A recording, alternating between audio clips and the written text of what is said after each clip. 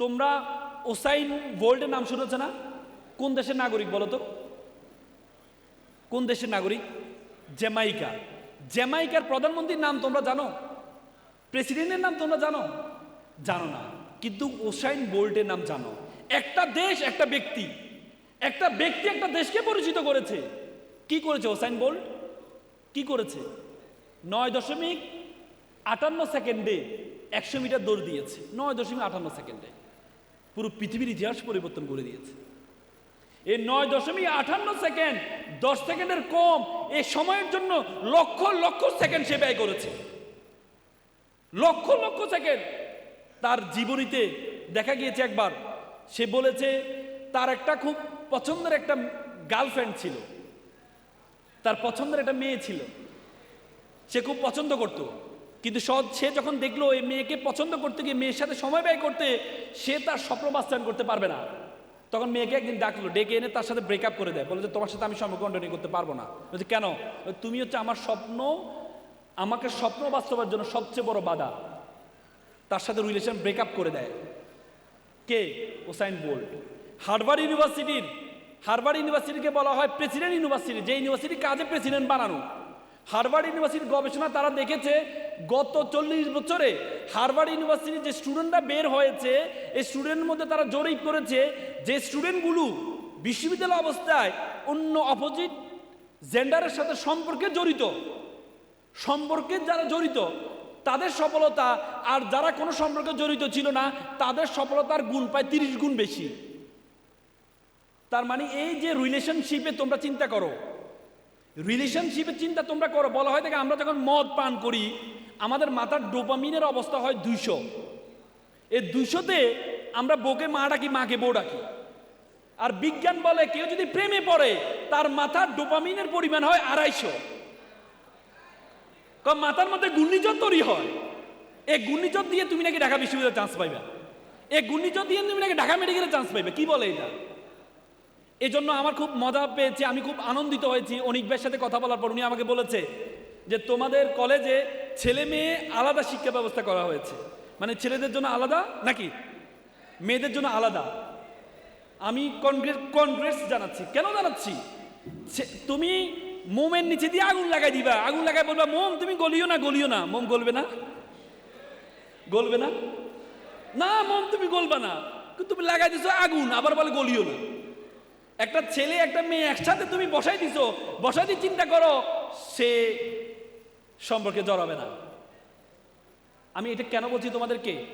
তোমাদের এই সময় তোমরা কলেজে আসছো, এখন নতুন নতুন চিন্তা, নতুন নতুন ধারণা তোমাদের মধ্যে তৈরি হবে, কিন্তু এখন এটা ধারণা তৈরি করার দরকার নেই। তুমি বড় হও। এপিজে আব্দুল কালাম বলেছে প্রজাপতির পিছনে ঘুরিও না, ফুলের চাষ করো, প্রজাপতি তোমার পিছনে ঘুরবে।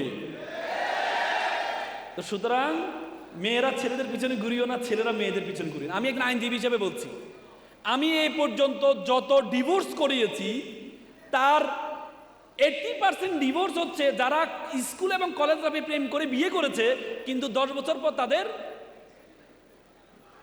ডিভোর্স হয়ে যায়। কারণ যে প্রেমের বিবাহ, কোনো প্রেমের বিবাহ যে কোনো একজন ঠকে, এটা বিশ্বাস করো কিনা তোমরা?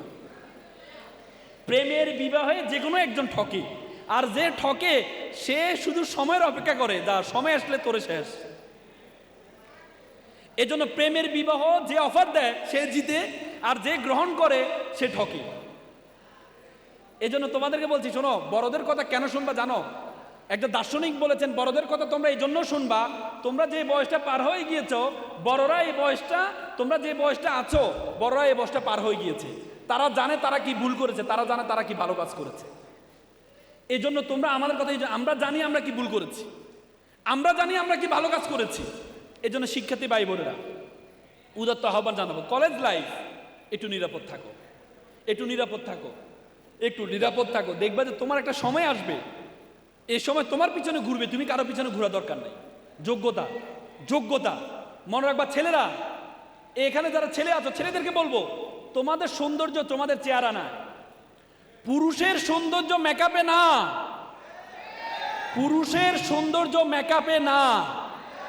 পুরুষের সৌন্দর্য হচ্ছে টাকা। প্রতিদিন সকালে উঠে ক্রিম লাগাইলা, ঘুমাইতে গেলে ক্রিম লাগাইলা, এ সৌন্দর্য দিয়ে কিচ্ছু করতে পারবা না। তোমাদের সৌন্দর্য হচ্ছে কিসে? টাকা। আর টাকা কি এমনি চলে আসবে? এমনি চলে আসবে? হ্যাঁ, এমনি আসবে, কিন্তু যে আসবে, যে টাকাটা আসবে, এ মানুষের গালি শুনতে হবে, চাঁদাবাজ বলবে মানুষ। যোগ্যতা অর্জন করো, যোগ্যতা অর্জন করে টাকা ইনকাম করো। মেয়েরা, তোমাদেরকে বলি, আমি ছোট একটা এক্সাম্পল দিই। তোমরা অনেক সময় হতাশ হও যে আল্লাহ আমাকে কালো বানাইছে, আমাকে দেখতে সুন্দর বানায় নাই। আমার বান্ধবীরা দেখতে সুন্দর, সে লম্বা, আমাকে আল্লাহ টাকাও দেয় নাই, পড়াশুনোও দেয় না, আল্লাহ আমাকে কি দিছে? জীবন রেখে লাভ নেই।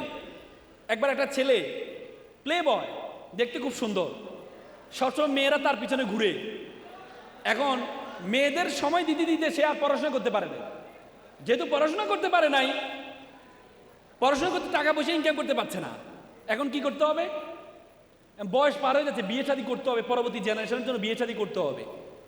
তখন বন্ধুদেরকে বল, বন্ধু বিয়ে শাদী করা দরকার, বয়স তো পার হয়ে গেছে। বলছে বিয়ে শাদী করবা, বিয়ে শাদীর জন্য টাকা লাগবে, টাকা পাবা কই? টাকা তো নাই, কি করবো? বলছে এক কাজ করতে, একটা চাকরিজীবী মেয়ে বিয়ে কর। চাকরিজীবী মেয়ে বিয়ে করবো? তার টাকা দিয়ে তুই চলতে পারবি।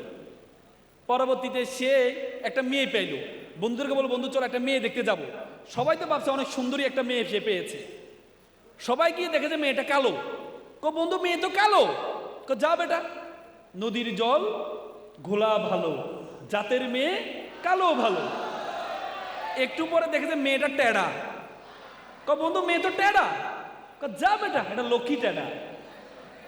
তার মানে মেয়ের যতগুলো অযোগ্যতা, যতগুলো উইকনেস আছে, শুধুমাত্র যোগ্যতার কারণে প্রত্যেকটা উইকনেস ইউনিকনেসে পরিণত হয়েছে।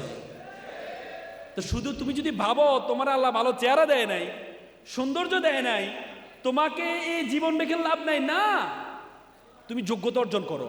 দেখবা আমাদের যত সরকারি কর্মকর্তা আছে, আমরা কোর্টে দেখি যত মেয়ে জাজ আছে, দেখতে এত সুন্দর না, কিন্তু সবাই তাকে স্যার স্যার ডাকে। কেন ডাকে জানো? কেন ডাকে জানো? তার যোগ্যতার কারণে। যোগ্যতা শুধু চেহারা দিয়ে হয় না, যোগ্যতা শুধু চেহারা দিয়ে হয় না। এ চেহারা তোমার সৌন্দর্য সবসময় থাকবে না, কিন্তু তোমার যোগ্যতা সবসময় থাকবে। ছেলেমেয়েরা, তোমাদেরকে বারবার বলছি, তুমি যদি যোগ্য হও, পুরো পৃথিবী তোমার সাথে অ্যাডজাস্ট করবে। আর তুমি যদি ব্যর্থ হও, পুরো পৃথিবীর সাথে তোমাকে অ্যাডজাস্ট করতে হবে, পুরো পৃথিবীর সাথে করতে হবে। তুমি ডানে গেলেও দোষ হবে, বামে গেলেও দোষ হবে, কিন্তু তুমি যদি সফল হও, দেখবে যে সবাই তোমার দোষগুলোকে গুণে পরিণত করবে, গুণে পরিণত করবে। তুমি যদি ব্যর্থ হও, তোমার সুটেড বুটেড এটা পরিহাসে পরিণত হবে। আর তুমি যদি সফল হও, তোমার ছেঁড়া পাঞ্জাবি ইতিহাসে পরিণত হবে। তো সুতরাং সবসময় আইফোন নিয়ে চলাফেরা করো। হ্যাঁ বাবা, একটা আইফোন নিয়ে হাঁটো। তুমি যখন আইফোন নিয়ে হাঁটো, মানুষ তোমার দিকে তাকায় না, তোমার আইফোনের দিকে তাকায়। ব্র্যান্ডের পিছনে দৌড়াইও না, নিজেকে ব্র্যান্ড বানাও। আমরা সবসময় সিংহাসন চাই, আমার সিংহাসন লাগবে, সিংহাসন দরকার নাই। তুমি সিংহ হও, যেখানেই বসবা সেটাই সিংহাসন হয়ে যাবে, দরকার নেই। নরসিংদী সিংহের মানুষ তোমরা, নিজেকে সে যোগ্যতা অর্জন করো, নিজেকে সে যোগ্যতা অর্জন করো। যদি তুমি যোগ্যতা অর্জন করতে পারো, তাহলে দেখবা যে প্রত্যেকটা জায়গায় তোমার সম্মান অন্যরকম হয়ে যাবে।